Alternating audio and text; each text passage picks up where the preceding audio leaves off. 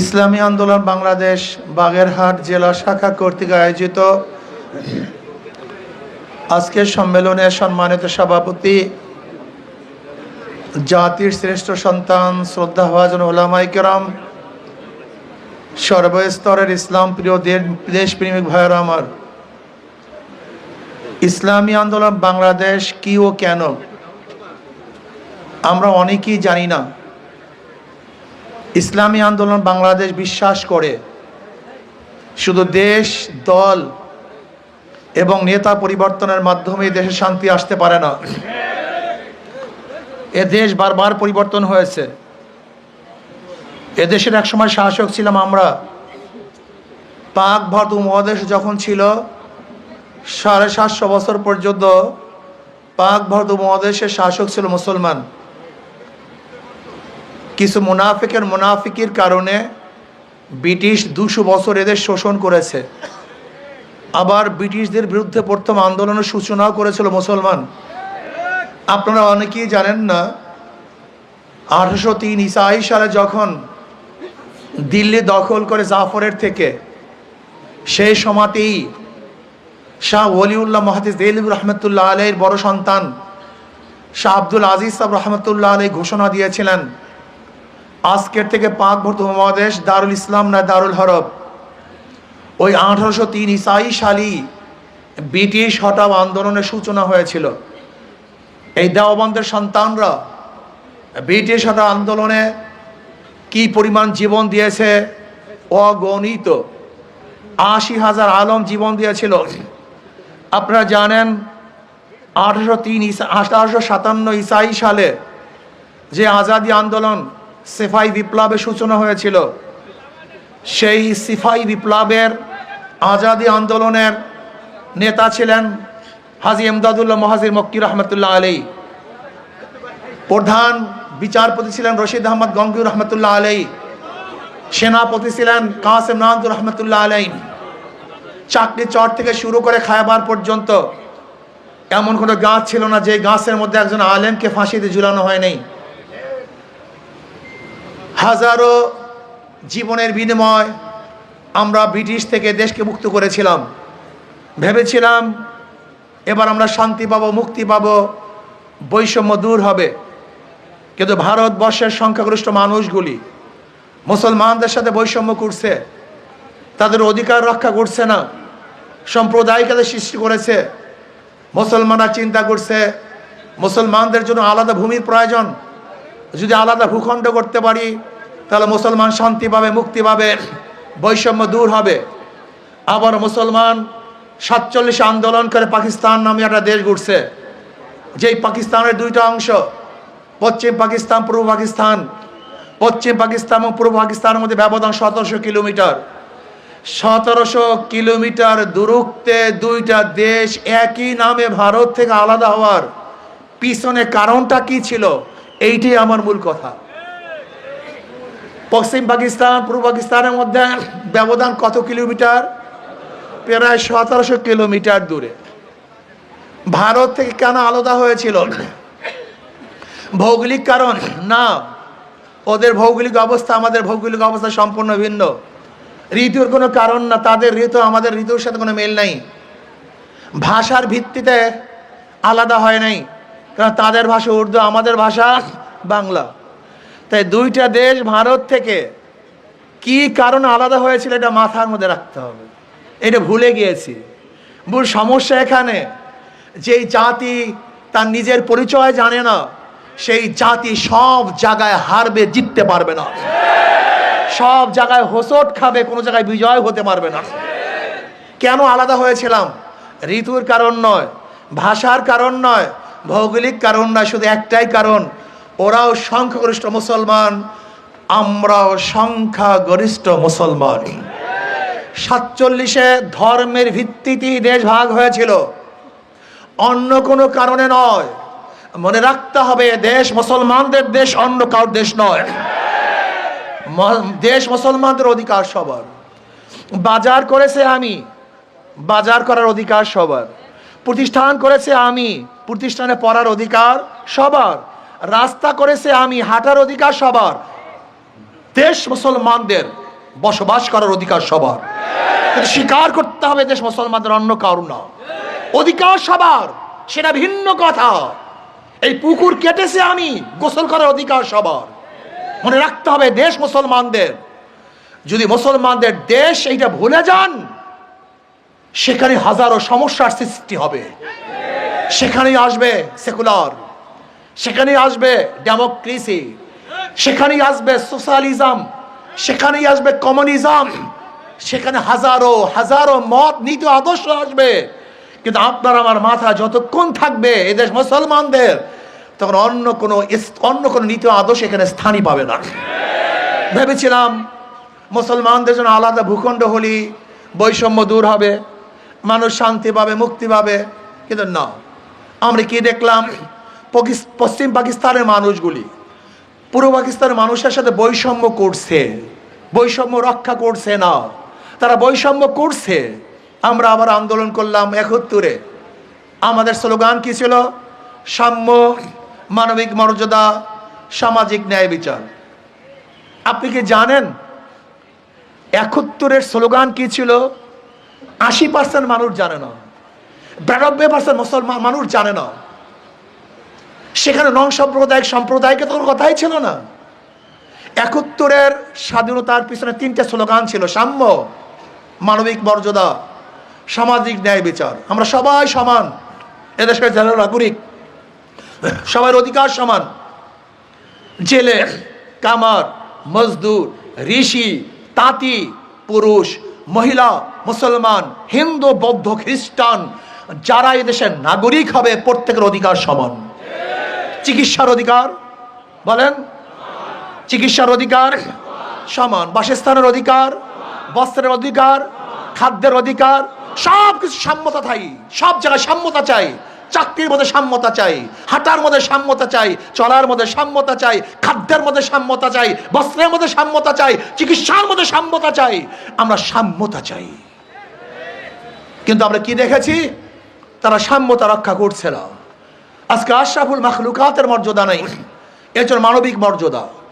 আশরাফুল মাখলুকাত, চাই সে ন্যাংরা হোক, লুলা হোক, বোবা হোক, কানা হোক, কোরা হোক, ঋষি হোক, কামার হোক, মজদুর হোক, চাষি হোক, সে আশরাফুল মাখলুকাত। তাকে শ্রদ্ধা করতে হবে, তাকে সম্মান দিতে হবে, তাকে মহাব্বত করতে হবে, ভালোবাসতে হবে। কিন্তু আমরা কি দেখেছি? আজকে আমাদের মাথার ঘাম পায় ফেলানো টাকা দিয়ে যে অফিসারদেরকে পালতেছি, যে চাকুরিজীবীদেরকে পালতেছি, সেখানে বাংলাদেশের নাগরিকরা ঢুকলে অফিসের মধ্যে মনে হয় যেন কুকুর ঢুকেছে, কুকুরের শ্রদ্ধা সম্মান আছে, আশরাফুল মাখলুকাতের শ্রদ্ধা সম্মান নাই। আচ্ছা, আপনারা কি জানেন আপনারা কারা? আপনারা কারা জানেন? আপনাদের পরিচয় জানেন? আপনারা সবাই মালিক। চাকুরিজীবী, চাকুরিজীবী অর্থ কি? চাকরগিরি করে যে জীবিকা নির্বাহ করে তারে বলা হয় চাকরিজীবী। আইনজীবী, যে আইন ব্যবসা করে জীবিকা নির্বাহ করে, আইনজীবী। চাকুরিজীবী, যে চাকরগিরি করে জীবিকা নির্বাহ করে, তাকে কি বলা হয়? চাকরিজীবী। তারা তো চাকুরি করে। কার চাকুরি করে? এই বাংলাদেশের নাগরিকের। আপনারা দেন, তারা নেয়। আপনারা মালিক, তারা আমাদের চাকর। অথচ আশরাফুল মাখলুকাত, এই বাংলাদেশের জনগণের কোনো মূল্য নাই, ইজ্জত নাই, সম্মান নাই। যেখানে প্রত্যেকেই লেখা থাকে জনগণের খেদমত করব, সেখানে কেউ খেদমত করতে পারে না, খেদমত করতে চায় না, বরং জনগণ তাদেরকে খেদমত করে। তারা বাদশা হয়ে গেছে। না, আমরা চাই এই মানব শক্তির মর্যাদা দিতে হবে। এরা সম্মানিত, ইজ্জতওয়ালা, যেই হোক না কেন, সে ঋষি হোক, কামার হোক, মজদুর হোক, চাষি হোক, চামার হোক, শ্রমিক হোক, আশরাফুল মাখলুকাতকে শ্রদ্ধা করতে চাই, সম্মান করতে চাই, ইজ্জত দিতে চাই।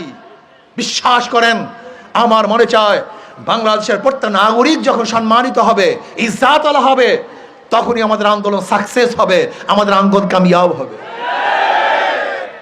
মানবিক মর্যাদা, সামাজিক ন্যায় বিচার। আমরা ন্যায় বিচার প্রতিষ্ঠা করতে চাই। আজকে ন্যায় বিচারের অবস্থাটা কি? যদি দল করেন, হাজারো খুন করবেন, মুক্ত আকাশে ঘুরবেন। আর দল করবেন না, হাজারো ভালো থাকলেও জেলের মধ্যে আবদ্ধ হবেন, আয়না ঘরে থাকবেন, ফাঁসির ঝুলবেন। এর নাম সামাজিক ন্যায় বিচার না। আমাদের সুপ্রিম কোর্টের সিনিয়র আইনজীবী আছেন আতিয়ার রহমান সাহেব, আপনারা ওনাকে চিনেন না অনেকেই। উনি ঢাকা ইউনিভার্সিটির আইন বিভাগে ফার্স্ট হয়েছিলেন। ঢাকা ইউনিভার্সিটির আইন বিভাগে ফার্স্ট হয়েছিলেন তিনি,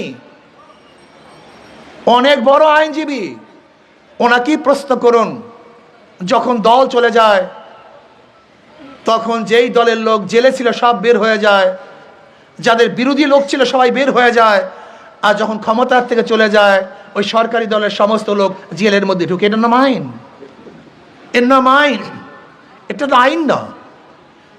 আমরা কি দেখেছি আজকে যারা বিচারক তারা আইন দেখে কলম ঘুরান না, বরং ক্ষমতা দেখে কলম ঘুরান। এর নাম বিচারক নয়।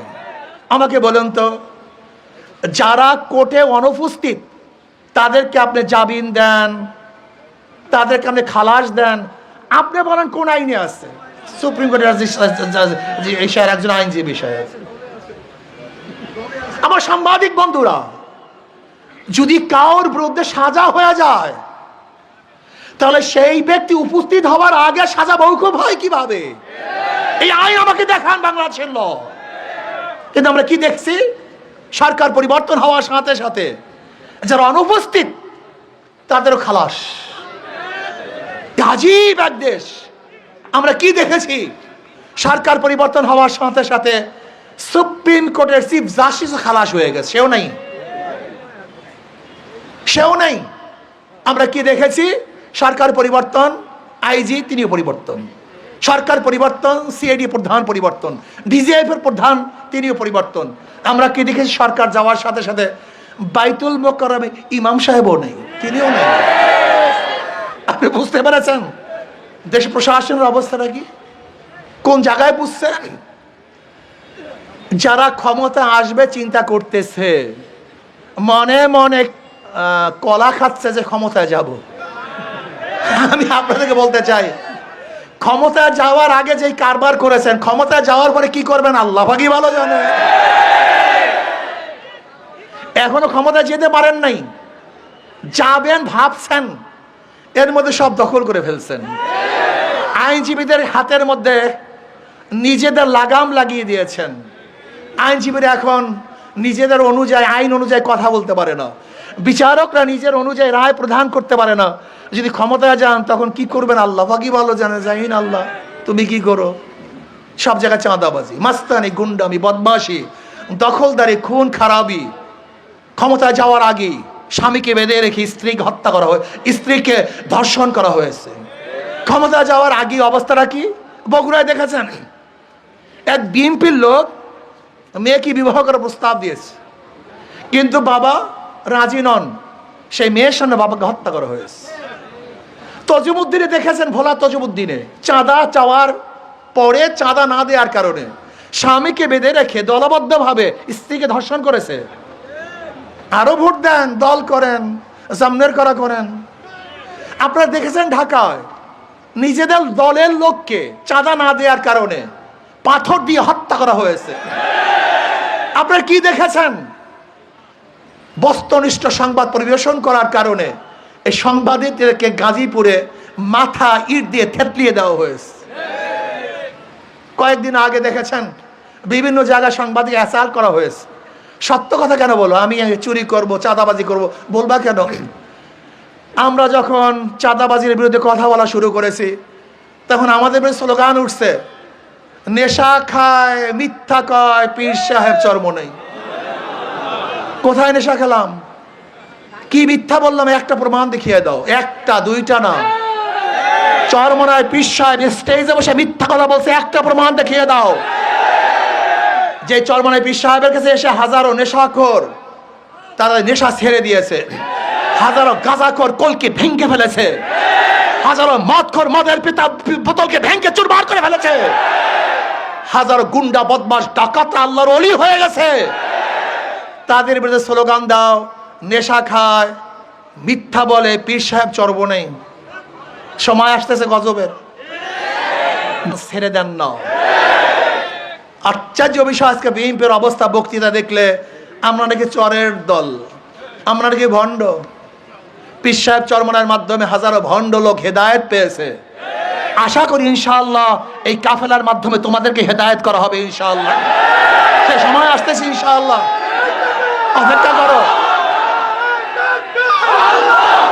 এক সাংবাদিক আমাকে প্রশ্ন করেছে, হুজুর বিএনপির এত ভোট। আমি বলি না, বিএনপির কোনো ভোট নাই। হুজুর কি বলেন, এত ভোট, সব জায়গায় সংগঠন। আমি বললাম বিএনপির কোনো ভোট নাই। এক সময় ভোট ছিল মুসলিম লীগের, এরপরে ভোট আসছে আওয়ামী লীগের, এরপরে ভোট চলে গেছে বিএনপির, এরপরে ভোট চলে গেছে জাতীয় পার্টির, এরপরে ভোট চলে গেছে জোট সরকারের কাছে। বিএনপির ভোট কই? ভোট তো পরিবর্তনশীল। জনগণ কেন ভোট দেয়? তার নিরাপত্তার জন্য। এই যে ঢাকা ইউনিভার্সিটিতে ছাত্রীরা কেন ভোট দিয়েছে?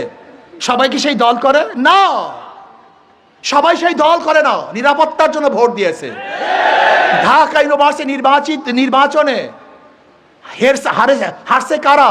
বামপন্থীরা হারছে, রাম বামেরা ডুবছে এবং ভারতের কবর রচনা হয়েছে। এটা অন্য কিছু বিজয় নয়, এটা রাম বামদের বিরুদ্ধের বিজয়, এটা ভারতের কবরের বিজয়। মনে রাখতে হবে, এদেশের মানুষ, জনগণ কেন ভোট দেয়? নিজের জান মাল ইজ্জাতের রক্ষার জন্য।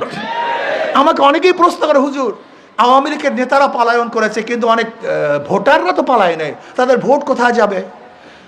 আমি বললাম, যাদের কাছে তাদের জান মালের নিরাপত্তা আছে তারা তাদেরকে ভোট দেবে। ওরা জানে কার কাছে জান মালের নিরাপত্তা। বাংলাদেশের হিন্দুরা জানে কাকে ভোট দিলে তারা নিরাপদ থাকবে, তাদের জান মাল ইজ্জাতের কোনো ক্ষতি হবে না, তাদের সুন্দরী মেয়েগুলি রাস্তায় হাঁটলে ইফটিজিং এর শিকার হবে না, হিন্দু মেয়েরা ধর্ষিত হবে না, তাদের বাজারকে লুটপাট করা হবে না, ব্যবসা বন্ধ করা হবে না। কাদের কাছে নিরাপদ তারা ভালো মতো জানে। তারা জানে ওদের মার্কার মধ্যে ধোঁকাবাজি। যারা নৌকা নির্বাচন করে নৌকা চালাতে পারে না, যারা ধানের শিশি নির্বাচন করে যারা ধান কাটতে পারে না, যারা নাঙ্গল নির্বাচন করে কেউ নাঙ্গল চালাতে পারে না, যারা কুঠা নিয়ে নির্বাচন করে কেউ নিজে কাটতে পারে না, যারা গরুর চাকা নির্বাচন করে নিজেরা গরুর গাড়ি চালাতে পারে না। সব মার্কাগুলি গরিবদের। নৌকা চালায় কারা? কথা বলেন। ধান কাটে কারা? নাঙ্গল চালায় কারা? কিন্তু যারা এই মার্কাগুলি নির্বাচন করে একটাও গরিব না। কথাটা বুঝাতে পারি নাই। তার মানে ধোঁকাবাজি। কিন্তু হাত পাখা এমন একটা প্রতীক যে হাত পাখা নির্বাচন করে সেও ঘুরাতে পারে, যারা সমর্থন করে তারাও চালাতে পারে। হাত পাখা চালাতে পারে পুরুষরা, হাত পাখা চালাতে পারে মহিলারা। হাত পাখা প্রয়োজন মুসলমানদের, হাত পাখা প্রয়োজন বন্ধুদের, খ্রিস্টানদের, বৌদ্ধদের। হাত পাখা চালাতে পারে বড়রাও, হাত পাখা চালাতে পারে ছোটরাও। শোনেন আরো মজার কথা, একটা হাত পাখা দেখি। এই যে দেখেন হাত পাখা। শোনেন, ঘুমের সময় কারোর মার্কা বুকের উপরে থাকে না, ঘুমের সময় নৌকা বুকের উপরে থাকে না, নাঙ্গল না, ধানের শীষ না, গরুর চাকার না, কুঠান না, কিন্তু ঘুমের সময় যেই মার্কাটা কলিজার উপরে থাকে সেইটার নাম হাত পাখা। কারেন্ট ফেল করে, হাত পাখা ফেল করে না। হাত পাখা শুধু মুসলমানকে শান্তি দেয় না, হাত পাখা শান্তি দেয় হিন্দু, বৌদ্ধ, খ্রিস্টানদেরকেও। হাত পাখা শুধু বড় লোকের প্রয়োজন না, হাত পাখা প্রয়োজন গরিবদেরও। আমি বিশ্বাস করি হাত পাখা বিজয় হবে তো জনগণ বিজয় হবে, হাত পাখা বিজয় হবে, দেশ বিজয় হবে ইনশাআল্লাহ। প্রিয় ভাইরা আমার, ইসলামী আন্দোলন বাংলাদেশ কি চায় আপনারা জানেনই না কি চায়। আজকে যারা সাংবাদিক আছেন, যদি সরকার পরিবর্তন হওয়ার পরে আপনাদেরকে পালাতে হয়, তা কি সংবাদ পরিবেশন করেছেন? আজকে আওয়ামী লীগ যাওয়ার পরে হাজারো সাংবাদিক দেশে নাই, চলে গেছে। এর নাম সাংবাদিক? এর নাম সাম্প্রদায়িকতা? এই সাংবাদিকতা না, ভুল করেছেন। সাংবাদিককে অনুরোধ করব, যদি আমি মিথ্যা হই আমার ব্যাপারে মিথ্যা কথা বলবেন, যে মিথ্যা, এ মিথ্যুক। আমি যদি সত্যবাদী হই আমাকে সত্যবাদী বলবেন। লালকে লাল বলা, কালোকে কালো বলা, সাদাকে সাদা বলাই আপনাদের দায়িত্ব। আপনারা পক্ষপাতিত্ব করবেন কেন? চোরদের বিরুদ্ধে কথা বলবেন, ধোঁকাবাজের বিরুদ্ধে কথা বলবেন, চাঁদাবাজের বিরুদ্ধে কথা বলার দায়িত্ব আপনাদের। আসুন আমরা সম্মিলিতভাবে 53 বছর যাদের কাছে রাষ্ট্র দিয়েছি, তারা দুর্নীতিতে রাষ্ট্রকে 5 বার চ্যাম্পিয়নশিপ করেছেন। বিএনপির এখন স্লোগান কি? জিয়াউর রহমান সাহেব এইটা করছে, জিয়াউর রহমান সাহেব এইটা করছে। আচ্ছা বলেন তো, জিয়াউর রহমান সাহেবের আদর্শের বুলি দিয়ে, এই বক্তৃতা দিয়ে সত্তা সাহেবকে ক্ষমতা আসছিল না? কিন্তু সে কে করেছে? জিয়াউর রহমান সাহেব এইটা করছে, সে সেইটা করেছে। 91-তে এই স্লোগানের মাধ্যমে খালেদা যে ক্ষমতায় আসে নাই, সে কি করেছে? জিয়াউর রহমান সাহেব এইটা করছে, তার আদর্শ দিয়ে 2001-এ বিএনপি ক্ষমতায় ছিল না? তারা কি করেছে? হ্যাঁ, কি করেছে আমরা জানি। এই বিএনপি 91 থেকে 2001 পর্যন্ত, 2006 পর্যন্ত দেশকে দুর্নীতিতে 5 বার চ্যাম্পিয়ন করছে। কয়বার? 1-2 বার না, গোটা বিশ্বের মধ্যে দুর্নীতিতে 5 বার চ্যাম্পিয়নশিপ করছে এই বিএনপি। আর আগামীতে যদি আল্লাহ না করুক, জানি না, আমার বিশ্বাস হয় না জনগণ তাদেরকে ভোট দিবে। কোন চাঁদাবাজ, গুন্ডা, বদমাশ, মাস্তান এবং ধর্ষককে জনগণ ভোট দিবে আমার বিশ্বাস হয় না। যাদের মাথার মধ্যে ঘিলু আছে, যাদের মাথার মধ্যে ঘিলু নাই, আরে পাগল তো যা ইচ্ছে তাই করতে পারে, সেটা ভিন্ন কথা। কিন্তু যাদের বিবেক আছে, বুদ্ধি আছে, চক্ষু আছে, তারা কোনো অবস্থাতেই, যারা ক্ষমতায় যায় নাই সেই অবস্থায় এই যদি যায়, এই দোকান খুলতে পারবেন না, আল্লাহর বান্দা ব্যবসা করতে পারবেন না, ধারণা করি আল্লাহ না করে সুন্দর মেয়েরা রাস্তায় হাঁটতে পারবেন না। আর হিন্দুদের অবস্থা কি হয় আল্লাহ ভাগি বলা জানে, জানি না। আসুন না, জীবন বড় ওদেরকে পরীক্ষা করেছেন, একটা বার ইসলামকে পরীক্ষা করুন। কয়টা বার? মাত্র একটা বার। অনুরোধ করছে 2 হাত জোর করে। ওদেরকে বারবার পরীক্ষা করেছেন, বারবার ফেল করেছে, আবার পরীক্ষা করেছেন, আবার ফেল করেছে। ওদেরকে বার জিয়াউর রহমান সাহেব পরীক্ষা করেছেন, সত্তার সাহেবকে পরীক্ষা করেছেন, খালেদা জিয়াকে পরীক্ষা করেছেন 2 বা 3 বার। কয়বার? 15 ফেব্রুয়ারি এক নির্বাচন হয়েছিল 96-তে, সেখানেও কিন্তু খালেদা জিয়া প্রধানমন্ত্রী হয়েছিল। খালেদা জিয়া এট এ টাইম 3 বার প্রধানমন্ত্রী ছিলেন, 91 থেকে 96, 15 ফেব্রুয়ারি নির্বাচনেও এককভাবে নির্বাচন করে মাত্র 16 দিনের জন্য প্রধানমন্ত্রী ছিলেন। তা আপনারা জানেন না? বইলা গেছেন তো সব। বাঙালি গোষ্ঠীর ভোলার স্মৃতিশক্তি 40 দিন। এই যে আওয়ামী লীগ যা কিছু ঠ্যাঙ্গাইছে 40 দিন পর সব ভুলে যাবে, কোনো টেনশন নেই, এটা ফেরেস্তা। এটা এই জাতির অভ্যাস, এটা সব ভুলে যায়, এরা ভোলা গোষ্ঠী। আচ্ছা বলেন তো, বিএনপি এত ভালো, তাহলে 2006-তে তাদের বিরুদ্ধে আন্দোলন করলেন কেন? মাইনুদ্দিন ফখরুদ্দিন আসলো কেন? এই 2টাকেই হটাও, এই স্লোগান উঠলো কেন? মনে নাই? বাঙালি সব ভুলে গেছে, সব ভোলার গোষ্ঠী। আমরা ভুলি না সহজে। আপনারা ওদেরকে বারবার পরীক্ষা করেছেন, নৌকাকে পরীক্ষা করেছেন, নাঙ্গলকে পরীক্ষা করেছেন, ধানের শীষকে পরীক্ষা করেছেন, কিন্তু হাত পাখাকে একবার পরীক্ষা করেন নাই, ইসলামকে একবার পরীক্ষা করেন নাই।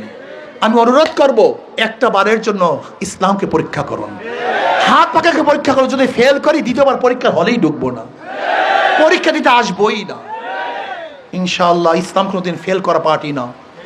ইসলাম আগেও ফেল করে নাই, এখনো ফেল করবে না, ভবিষ্যতে ইসলাম ফেল করবে না ইনশাআল্লাহ।